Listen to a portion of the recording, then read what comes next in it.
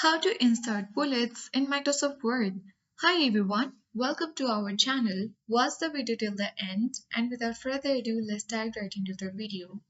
First of all, launch your Microsoft Word document and then you need to simply select the text where you want to add bullets. For example, let me select these three lines. Then go to Home tab. Here under this paragraph section, you will find out the list of bullets. Simply you can choose on this drop down arrow and bullet library will open.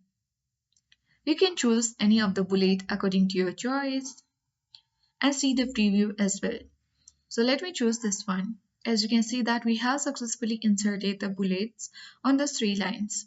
Further, if you want to add or insert the numbered bullet, you can simply go ahead and click on this numbered bullet tab. And now numbering library will open. Choose any one of these numbered bullets and then click on OK. And from this way you can successfully insert bullets on Microsoft Word. I hope this guide was helpful. If it was, then do like, share, comment and don't forget to subscribe. Thank you for watching and see you in the next video.